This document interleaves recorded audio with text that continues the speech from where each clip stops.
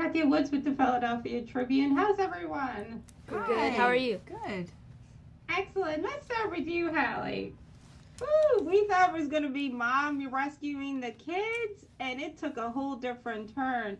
Talk about what it's like for you to play someone that's a little challenging. That's me being polite. I loved it. It was a different version of a mother, but while she's not rescuing them, she was rescuing them.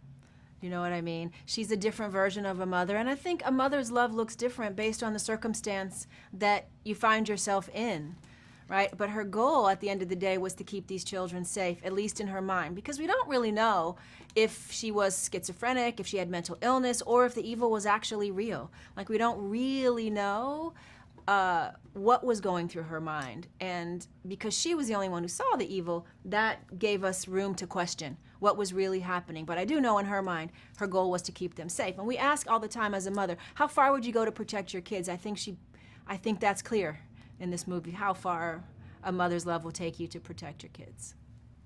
Absolutely. Anthony and Percy, first of all, congratulations. You guys did an outstanding job. Thank There's you. a lot of you're welcome. There's a lot of really dark and heavy stuff that you have to deal with in this movie.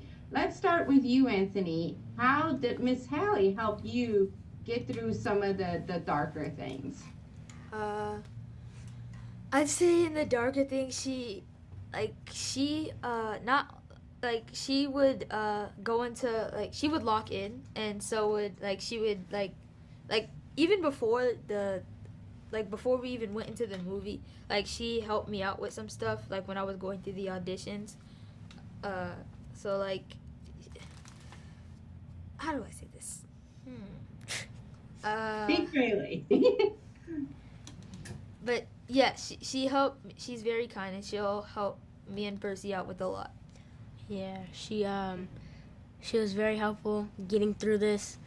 She was very kind. She was always there for me, always there to support me, always checking in on me, making sure that I was great, like a mother would. Always had her arm around me, always making sure I was great, always there to give me a hug. And it was great to have her by my side. And she was very helpful, always gave me instruction, always made sure I was always at my best, and I'm very thankful for that.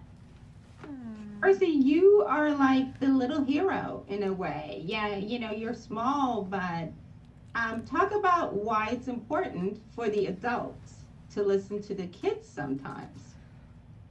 It's important for the adults to listen to the kids sometimes because sometimes the kids will see something that the adults may not see sometimes, which is important, and also sometimes adults need to see the point of view that the kids have. And if you especially for us teens, I'm almost 13 now, and especially for us teens, we start to feel different emotions, and it's important for adults to understand what we're going through at the time, and that's why they should listen to us a little more. Absolutely. Well, again, outstanding job, you two. Halle, fantastic as always. And, just when we think we have it all figured out, you keep surprising us in a good way. Congratulations. Thank you. Thank you very much. Thank you. You're welcome. Hi, Kathia Woods with the Philadelphia Tribune. Hi, Alexander. How are you? Very good, and you? Oh, my God. There's so much going on. And you've got the children turning on each other.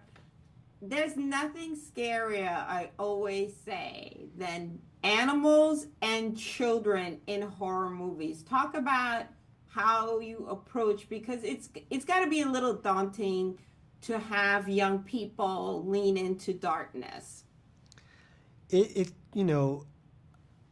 was really hard first to find the right actors, to find the right talent, and we saw so many talented kids, but I remember the first time we saw Percy was playing Nolan, Reed. We were all together with Ali and the casting director Rich Delia, and by the end of the read, we were kind of moved to tears. And he was the character. He was in the same time fragile and rebellious. He was kind of questioning and full of common sense and so smart. And then when Anthony came, who plays Samuel, It was so different. It was kind of the enforcer of Mama's rule, and so I knew I had them. But then I had to tell them, like, like, this is a movie about very dark topic, and there is something that's happening in the movie that's going to be very scary for you guys. And they were kind of excited because there's something playful in making an horror movie. But in the same time, as we were building the house, and we were in the forest, as they were on the rope, as they were like, acting with Ali, they realized there was something almost real. And sometime we had to just like, take a moment to to let them, like, it's just a movie, like, relax, everything's okay. We didn't want to traumatize them, but in the same time, we needed them to explore and participate. So it's a fine line in between. And I have to say that without the help and the support of Ali and how they were, she was always there for them, to help them to find the right voice, to find the right tip, to also kind of put things in perspective and be sure that it's not too scary for them. Also, talk about, because a lot of this film is very psychological. We are not relying on, the usual tropes, lots of blood. A lot of it is we're questioning, like, is this real? Is she paranoid? Has she been out in the woods too long? Like, what is real? What isn't? How did you use, what did you use to help create? Obviously, there's great dialogue, but there are other things, music and things like that. How did you work out making sure that we, as the audience, continue to be like, okay, something isn't right? What do the monsters look like? Are there even monsters? That type of thing. It was the most challenging part of making this movie.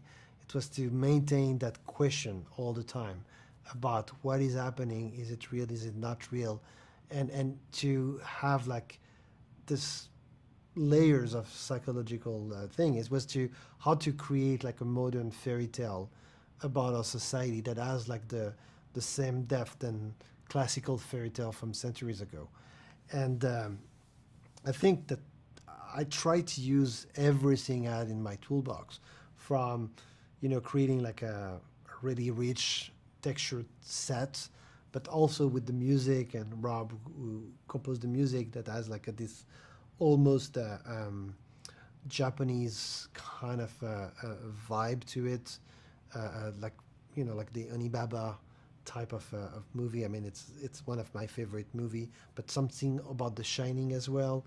There were like a lot of elements that were kind of played off screen, the sound of the forest, the sound design that we created, but also the costume. I mean, everything was kind of like, how can we use each of the element of filmmaking, from the framing, from the type of camera, to increase that story, to increase that questioning about mental health, supernatural, all those elements that are just constantly moving and shape-shifting in the movie. Absolutely. Well, I want to thank you so much for taking the time out to speak with me. I think you achieved that, because I'm still like wondering with the ending, like, what is real, or is it what isn't real? So I think you accomplished your goal. Thank you very so much. Thanks.